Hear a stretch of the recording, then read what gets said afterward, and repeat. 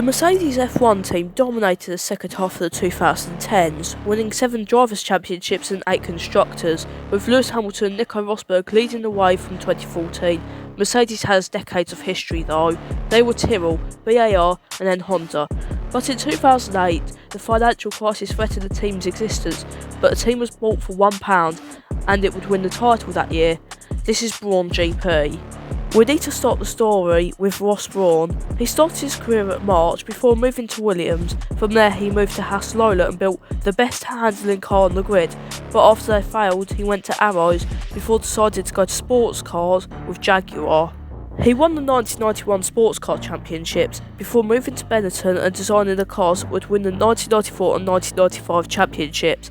He worked with Schumacher, turned Ferrari into the team that dominated the 2000s and designed the cars that took Schumacher to 5 world titles and the team to 6 Constructors' Championships. In 2006 he left Ferrari and the quote dream team of Brawn, Schumacher and John Todt ended. Brawn took a year off before going to Honda in 2008. He started work in late 2007, but by then it was too late for any changes for the 2008 season, so he started to focus on the upcoming regulation change for 2009 and design a car for then. He believed the car would be dominant and he would work with Barrichello at Ferrari, perhaps giving him an advantage. He also had Jenson Button, a driver who was about to go into his 10th season of F1 and only had 1 win to his name, but wanted more. 2008 was a difficult year for Honda, DNFing 8 times and only scoring points 4 times, but the best moment of the year was at Silverstone, where Barrichello got a podium, but this was the last point of the year, but it will get worse. I understand that economics is not something that everyone wants to hear constantly, but in this story it is extremely important. The 2008 financial crisis not only led to banks failing, but car companies losing nearly a fifth of their sales that year in the UK, and people buying a car was seen as bad. So car sales were down and Honda was struggling. Honda went into survival mode after seeing this decline and wanted to keep the company alive, so Honda pulled out of F1 but left the team with enough money to pay the staff and maybe keep the team alive for just 1 more season. Reason for this is that a team such as Honda was spending nearly $400 million or nearly $600 million today in each and every season. This averages them to scoring 1 point for every $57 million spent the previous season. As a result, the team was left in a bit of a freefall. The team had a great car, but there was no actual team. This was until Ross Brawn came in and he came to an agreement with Honda to buy the team. This cost him a massive amount of money that will cause other teams' cost and value to pale in comparison to the £1 that Brawn spent to buy the team. That's right, the team cost £1 great British pound. The team arrived in Australia after promising pre-season tests, and Button and Barrichello leading the team to a pole and 2nd place in qualifying before leading the race start to end, with Button winning and Barrichello finishing 2nd. The next race was at Malaysia. Button won again. After the race ended early, when there was enough rain to fill the drivers' cockpits at 150 miles an hour. That is not normal, but it was 2 for 2 in their first races. But at China, Red Bull claimed their first victory, whilst Button finished in 3rd and Barrichello 4th. Button would win the next 4 races at Bahrain, Spain, Monaco and Turkey. At the British Grand Prix, both cars struggled, with them finishing 3rd and 6th respectively. It was from here the car would begin to struggle with tyres and the temperature that they could get into them, and as a result until Monza the car was slow, sometimes not even scoring points. During this time something major did happen though. At the Hungarian Grand Prix, a spring would fly off the back of Barrichello's car and hit Felipe Massa. This would knock Massa out and cause the Brazilian to hit the wall, and this would rule him out for the rest of the season after the spring missed his eye by 1 inch. He would miss the rest of the season but would return in 2010.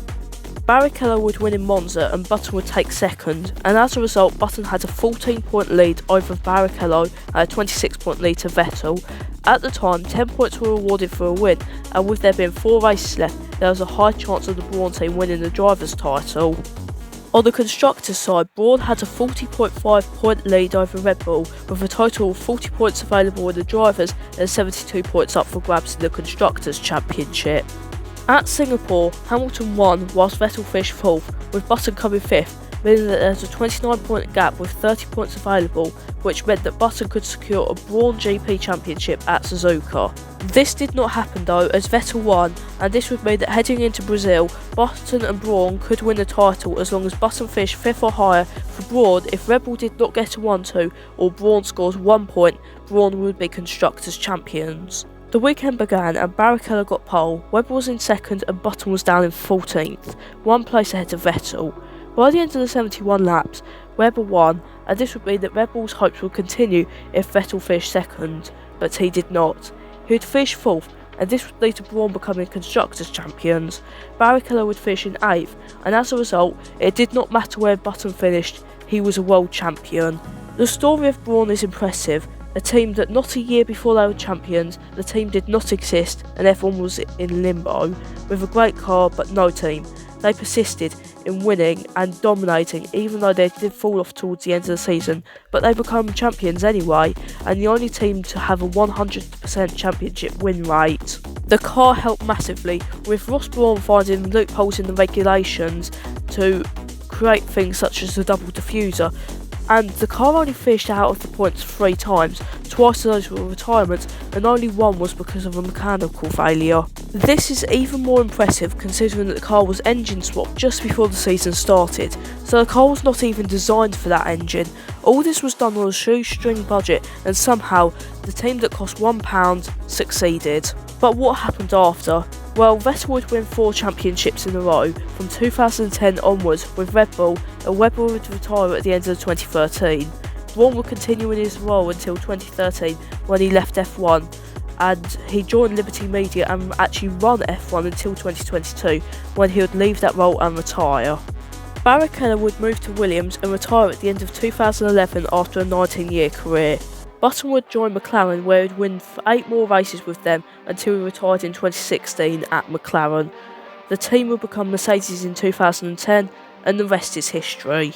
Thank you so much for watching, and if you have enjoyed, like and subscribe, and if you have not, tell me what to improve on, and I'll see you later.